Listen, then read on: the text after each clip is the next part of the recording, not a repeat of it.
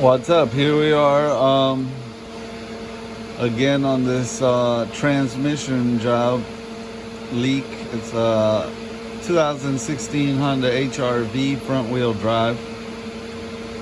We put this junkyard transmission in it from Clearwater Auto Salvage in Clearwater, Florida. Sold us this transmission here. I want to say they paid somewhere around 800 bucks. Don't hold me to that, but I think that's about what they paid for it. Anyways, the transmission had been dropped. Said it plenty of times before. The customer went to buy it, not me. So he didn't know any better to properly check it. He just threw it in his car and brought it to me. And the cooler was smashed. The cover on the side of the transmission over there facing that tire, the cover facing that tire, this back cover over here was cracked. Had to swap all that from the other transmission onto this one. We have a leak. I am very, very suspicious about there being like a hairline crack somewhere up here that only leaks under extreme pressure, under acceleration, while driving, while the transmission's hot. Maybe a little seepage from there. But to play it safe, the pan was wet. We're going to replace the pan gasket and go from there. I wanted to point out, on the other video I showed you the gasket. Well, here's the gasket with the transmission pan off. 17 bolt holes.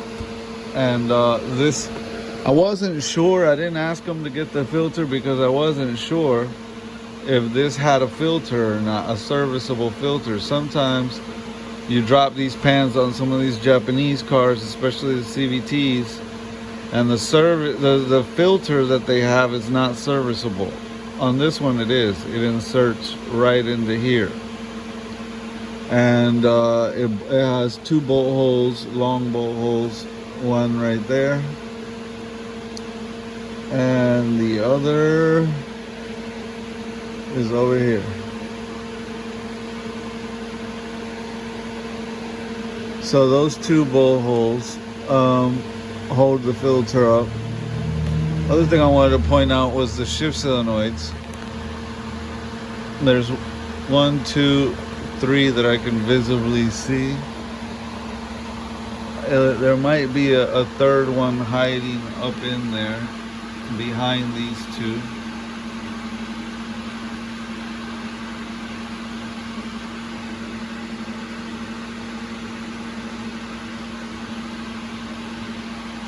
And then here's the other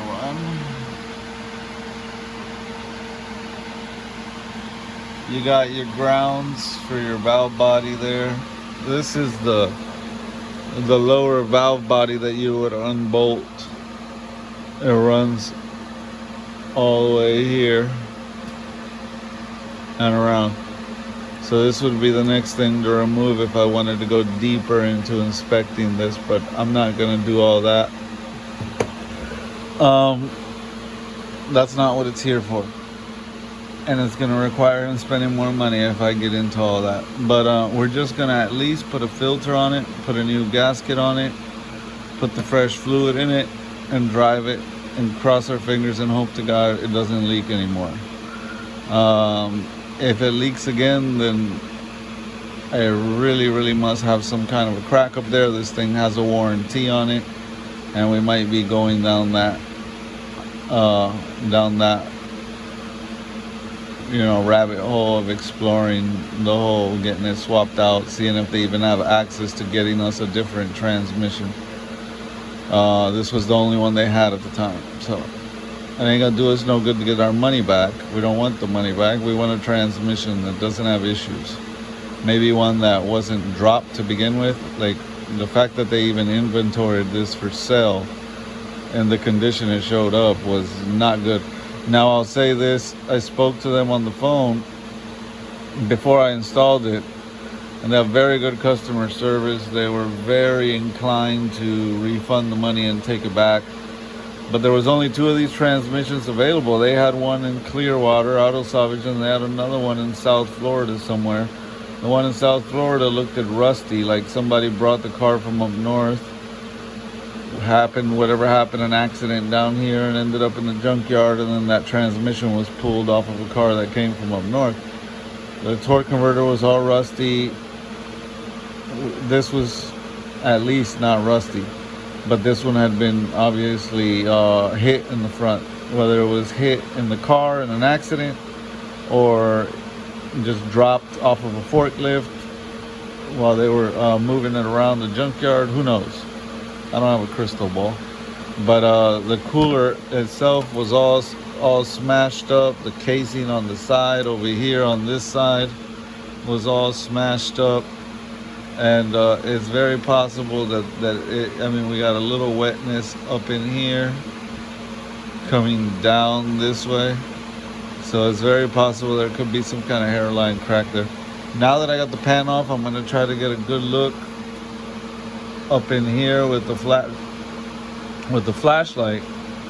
with the LED small flashlight, and see what I can see on the back of the casing.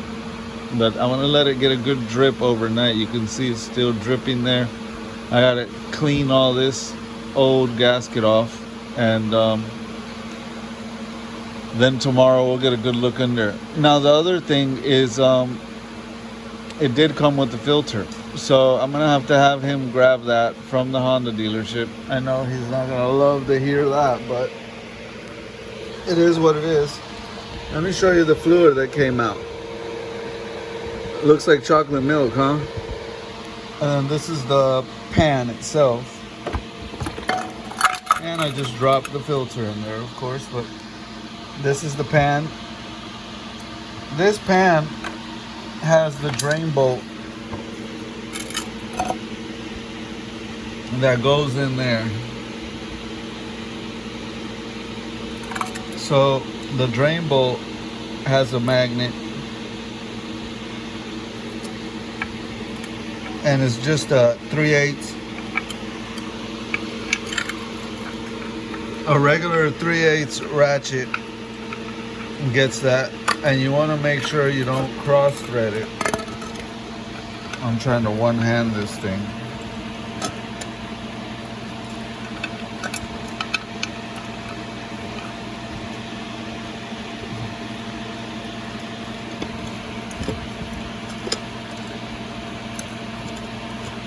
That could use a little help from a thread cleaner. It's a teeny bit rough, but it goes in. And so that'll go in like that. And this is by hand, and my hands are wet. I'm wearing gloves, as you can see, so I don't got good traction. But anyways, that'll go there. And then on the inside, that magnet will catch any metal shavings. And then you also seem to have some kind of magnets here. That's what they look to be. They might not be. I have to clean it up with some brake cleaner and look at it closer. You have your guide pin, your dowel pin, and it only has one on each side. There's your guide pins. 1, 2. So drain bolt first, let the fluid come out, inspect the magnet when the bolt comes out, crack all these 17 bolts loose. Ouch. They're all 10 millimeter. I always clean them with a brush, with the metal brush, before I put them back in. 10 millimeter sockets, 17 of them, keep them all handy. And then you move on to the filter. Let me show you the filter. The one that I just got floating in the chocolate milk right now.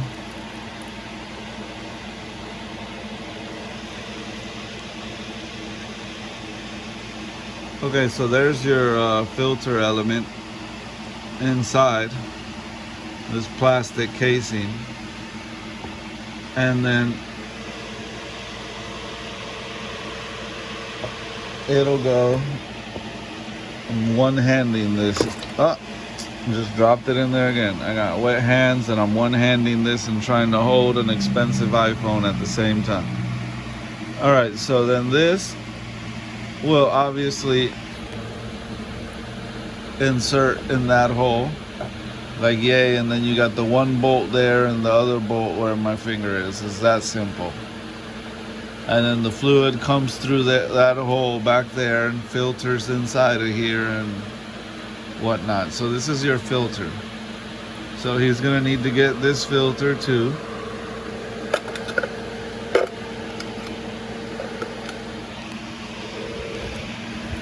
The filter sits in that position in the pan, and obviously it's bolted up so it's not completely resting on it, but that's how she sits inside the pan. So he got me the gasket, but I didn't ask him to get me the filter because I wasn't sure if it had one, but I should have asked him to ask them. So my bad. But I assumed it wasn't serviceable, and he spent like 80, 100 bucks, something like that, without it. So add whatever that filter costs to the price of doing this. The fluid, even though it's new, it's like a mixture of the new fluid and the old fluid that was in the transmission, because that torque converter had some fluid in it, and you know, at the junkyard where they had stored it, it had some fluid in it. So it was a mixture of both, and then they drove it, put some miles on it. The old fluid and the new fluid mixed up pretty well, so now you have a mixture of both. And we're gonna put new fluid in it, so that's gonna help get closer to having, you know, a higher percentage of all new fluid, because by doing this we got a lot more of the old fluid that was originally in the torque converter from the prior vehicle this transmission was in, from the time it sat at the junkyard, whatever, to getting more of that out. Because I don't believe in flushing these things. There's too much liability to do a flush. And I'll just say quickly, you know, when you drain this, you'll drain it from here, and then you fill it from the top. I'll show you where you fill it, and then once it's filled from the top, I'll get my pointer back, then you'll crack this bolt loose, so it'll fill from the bottom of the pan up to this bolt, which is about 4 quarts according to Honda. And then when you see some trickling out through here with the car off, you'll pour some in from the top where you fill it on the top. I'll show you in a second, until some starts trickling out here with this nut off, completely off. When you see some trickling out, then you put this nut on quick in a hurry, as fast as you can. At that point, you don't tighten it all the way, you just close it up a little. Then you start the car, you let it warm up. You make sure that the car is level. That means if it's on jack stands in the front, the back has to be on jack stands at the same height. I'll be jacking up the back in a little. We're not at that point yet, but I'll get there. So now the car is up level. It already trickled out with the car off. You put it on finger tight, that bolt, that nut, not bolt. So that nut goes back on finger tight. Then you start the car and you let it run and get warm. I check it with an infrared temperature gun. When it gets to, you know, 150 to 200 degrees Fahrenheit, once it's warm, I will pull that plug again.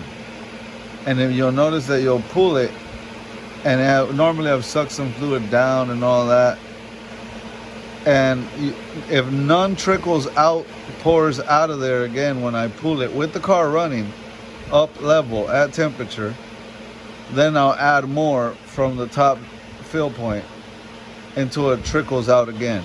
And then I'll cover it up again, put the bolt on once it's trickled out with the car running for the second time, once it's spilled out. I'll close it up, and at that point I'm done. I tighten it up. Don't over tighten this, just a good little snug tight to where it's not leaking, and that's all you need. This is aluminum. You don't want to strip that. It'll cost you a new transmission. Be nice to it. So yeah, right now we're gonna let it drain overnight because I need the filter anyways. We'll clean all this off tomorrow after it's no longer dripping. I'll have them bring me the filter, put the filter on, put the new gasket on, do that process I just explained on how to fill it.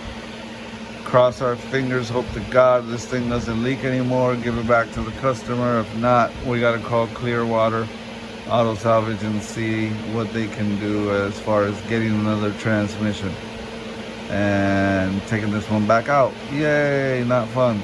Anyways, before I end the video,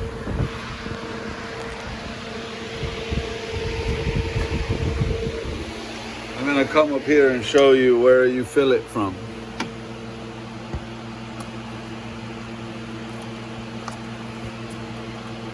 From right there, this little rubber thing right here that the pointer is getting, right there, that thing. So you're gonna pull that off, and I'm gonna try to pull it off while holding the phone for y'all with my left hand, even though I'm right-handed.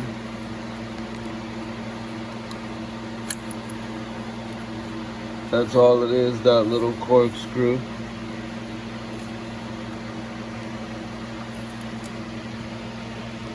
And I'll just let it rest there on top of the transmission. And that's where you fill it from the top. Right through there. So you'll fill it from there.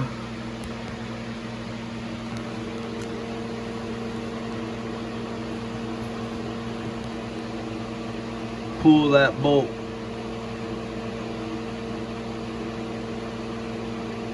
It's not a nut, it is a bolt. It threads into it.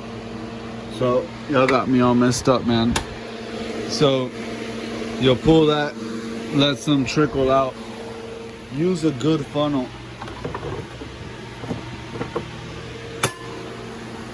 This is what I mean by a good funnel. It's got a good screen mesh in it. Metal, flexible. So we'll put this in the hole there like that.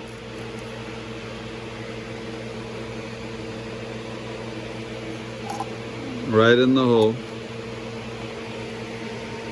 You got the screen mesh up here. I always wipe this down before I pour, and you'll pour your fluid and fill it. Have somebody pour for you while I go underneath and get ready to put the plug back on it. Again, like I said in the prior video, I already showed 4 quarts is what Honda says for a drain and fill. I grabbed 5 just to be sure. Here's our new gasket. Part number one more time just to have it on this video also. And we need the filter. It's a 10mm socket. I use a DeWalt impact to do the job faster, but I won't be putting it on with the impact. I put them on by hand. And then the 2 bolts for the filter, one of them is super long and one of them is a little bit long, but they're both longer than the bolts for the pan. This is for the pan. This is for the pan bolts, the 17 bolts. This is one of the bolts, the shorter bolt for the filter, the longer bolt for the filter. So these are for the filter and these are for the pan. And then I snug them up with a 1/4 inch ratchet. I don't try to kill them, just snug them up. I believe this filter has a part number on it. Yeah, it does, right there.